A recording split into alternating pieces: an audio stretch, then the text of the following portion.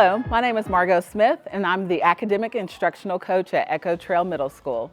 This video will provide information and classroom examples for Recommendation 1 from the What Works Clearinghouse Guide, assisting students struggling with mathematics, intervention in the elementary grades.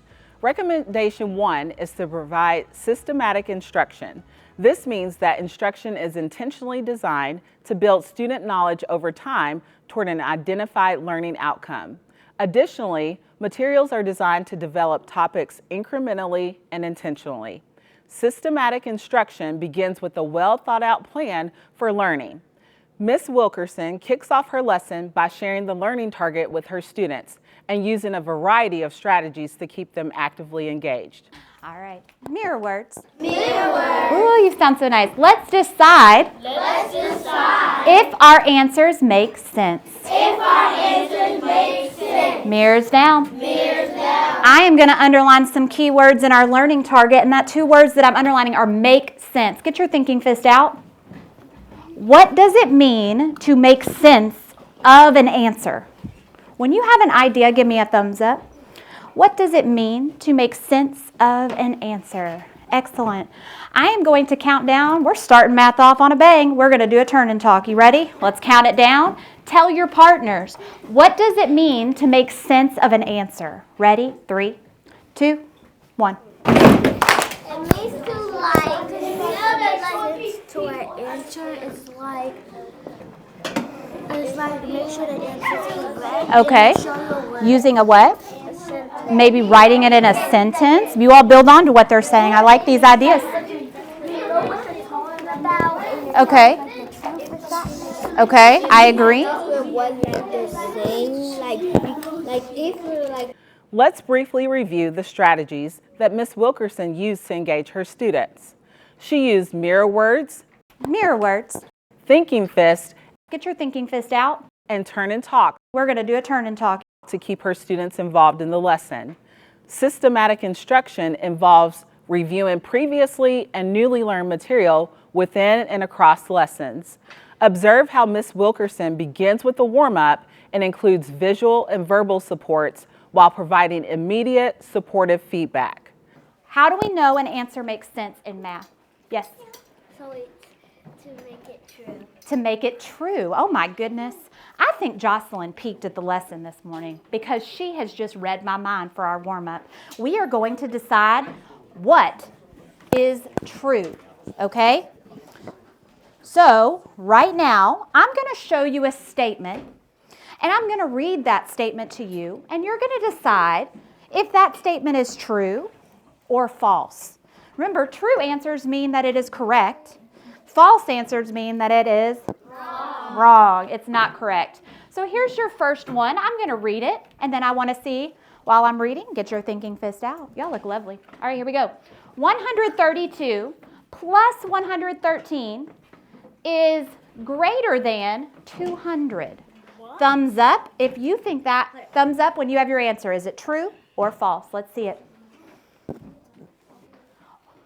132 plus 115 is greater than 200. When you know if it's true or false, let me know. Oh, even with a smile, I love it. Jeremiah, number 19.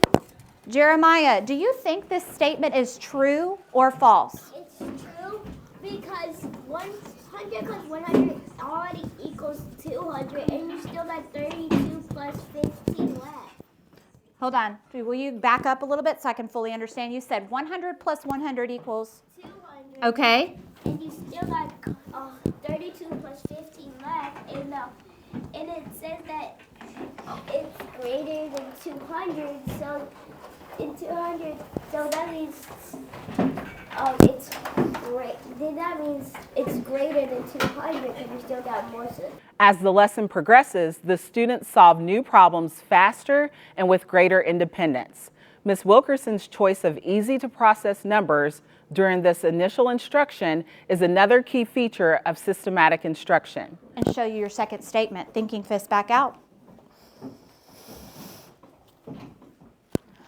217 plus 151 is greater than 400. Thinking fists out. Is it true? Is it false?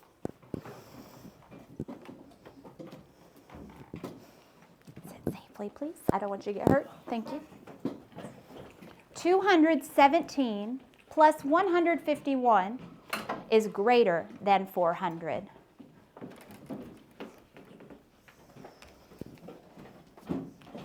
Sky, let's put that away, please. Thank you. Got it.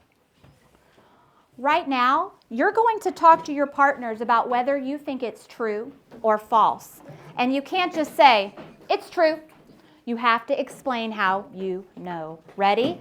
Count it down. 3, 2, 1. I think it is false because Ms. Wilkerson then asked her students to gather their materials and work with a partner. Notice how she continuously uses visual and verbal supports to assist her students in learning. She also does an excellent job of asking her students to share their thinking so that she can provide immediate supportive feedback. All right, here is your task. In a moment, you are going to grab a couple of materials. So I'm going to say them all now and show you them so you know what to take with you when you go to your partners. First, you're going to grab your whiteboard and your marker. Not yet, please. Listen. And your marker and your eraser with your workbook. You are going to solve this problem using a strategy you know for addition and subtraction, and using our rounding that we have been working on to find those estimates. I want you to solve the problem. Priya says it's about 400. You're going to say, I agree with Priya, or I disagree with Priya, and tell me why. Your proof is going to be on here, so don't erase this, okay? Keep it on there. You can. That's one of the strategies. All right. I am going to set a timer.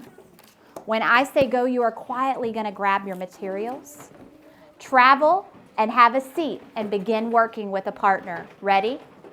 Let me get my timer going. Go. At this point in the lesson, students move to targeted small group instruction. Each group is focused on a different task depending on the needs of the students. Right now, I've written a couple of 3-digit numbers on the board. Okay, you can see them. Who can tell me what 100 comes before these numbers? When you know, give me a thumbs up. What 100 comes before these numbers? On the count of 3, whisper it. 1, 2, 3. 100. Okay, 100. What number do we see in every, which hundreds do they have? 200. Absolutely. Right. Let's review the features of systematic instruction we watched in this excellent lesson. Number 1, first the teacher reviewed previously taught information and integrated it with newly learned material. Number 2, Ms. Wilkerson used accessible numbers that were easy for her students to understand and work with during initial instruction. Number 3, instruction was sequenced so that the mathematics students were learning built incrementally. Number 4, Ms. Wilkerson provided numerous visual and verbal supports throughout her lesson, including the smart board, chart paper, dry erase boards, choral responding, and repeating. Number 5, Ms. Wilkerson continuously gave her students immediate supportive feedback, and it was clear that students felt empowered to share their knowledge. Check out the next video as we delve into recommendation 2, Mathematical Language from the What Works Clearinghouse Guide, Assisting Students Struggling with Mathematics, Intervention in the Elementary Grades.